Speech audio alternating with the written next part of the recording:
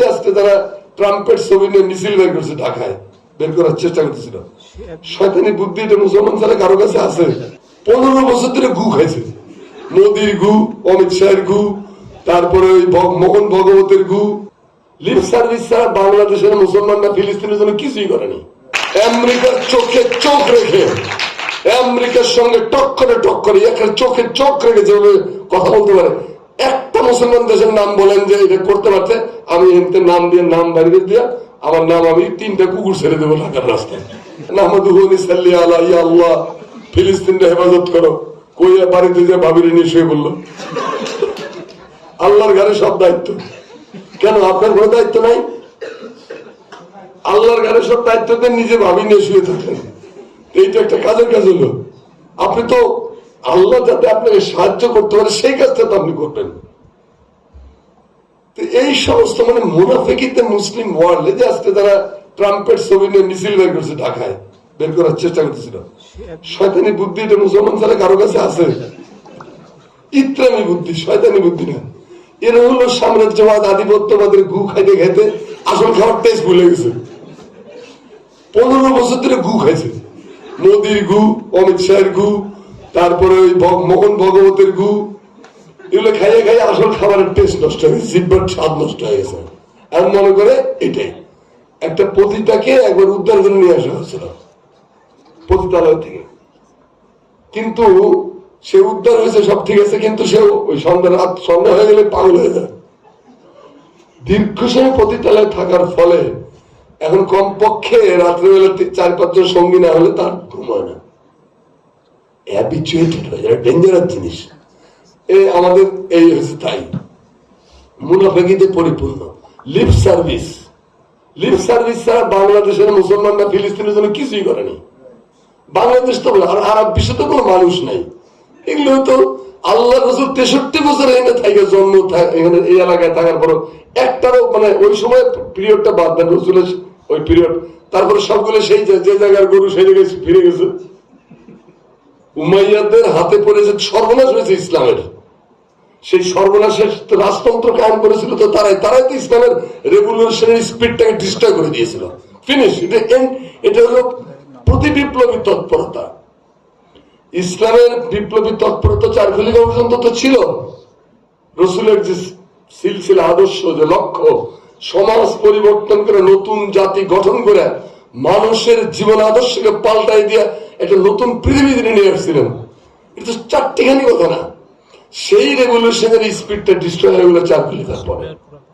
তারপরে পৃথিবীতে কোথাও ইসলাম নেই। যেটা আছে সেটা মুসলমানিত্ব আছে, মুসলমানরা আছে। মোগলরা কি ইসলাম প্রতিষ্ঠা করতে ভারতবর্ষে আসছিল? আসে নাই তো। তারা তাদের রাজত্ব প্রতিষ্ঠা করতে আসছে। এরকম সবার কথাই বলা যায়, কিন্তু কেউ মৌলিক কাজগুলো করেনি। ইসরায়েল রাষ্ট্র যখন প্রতিষ্ঠিত হয় সেই সময় মুসলিম রাষ্ট্রগুলোর ভূমিকা অত্যন্ত ঘৃণিত, আজকের মতোই। OIC, ওই যে বললো না মাসুদ, OIC, আচ্ছা OIC, এই OIC কি করা উচিত? ফিলিস্তিনের ইহুদিদের মানে জায়নবাদী ইহুদি চক্রকে ধ্বংস করার আগে আমাদের OIC কেও তালিকায় নিয়ে আসতে হবে, কারণ এরা ক্রিমিনাল, এরা অপরাধী। আপনি অন্যায়কে প্রতিরোধ করতে পারেন নাই, প্রতিবাদ তো করবেন, প্রতিবাদও করতে পারেন নাই, আপনি ঘৃণা তো পোষণ করবেন, সেটাও করেন। এইসব ফালতু অর্গানাইজেশন কি হবে আমাদের? মুরসি, মিশরের তাহরির স্কয়ারের রেভলিউশনের পরে মুরসি আসলেন। মুরসির রেভলিউশনকে বা মুরসির যে লক্ষ্য ছিল একটা গণতান্ত্রিক মিশর, একটা ইসলামী চেতনা সমৃদ্ধ মিশর, সেই মিশরকে মুরসিকে উৎখাত করছে কারা? এই আরব আমিরাত, এই সৌদি আরব, আর ওদের বাপজান হযরত মুফতি মাওলানা শাহ সুফি যুক্তরাষ্ট্র।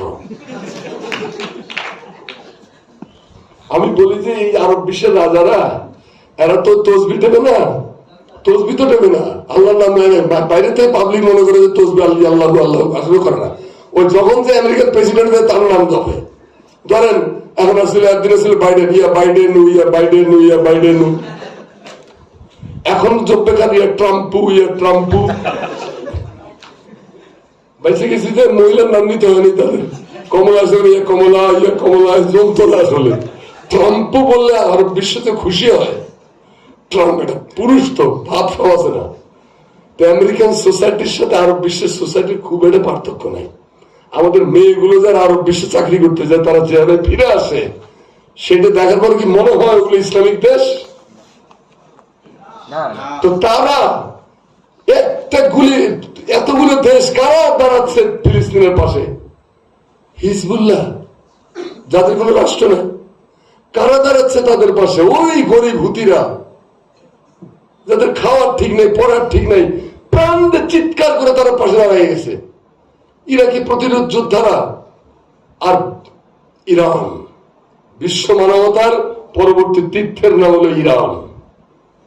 ইরান একলাই যে ফাইট করতেছে, আমেরিকার চোখে চোখ রেখে, আমেরিকার সঙ্গে টক্করে এখানে চোখে চোখ রেখে যেভাবে কথা বলতে পারে। একটা মুসলমান দেশের নাম বলেন যে এটা করতে পারছে, আমি এমনি নাম দিয়ে নাম বাড়িয়ে দিয়ে আমার নাম আমি 3টা কুকুর ছেড়ে দেবো ঢাকার রাস্তায়।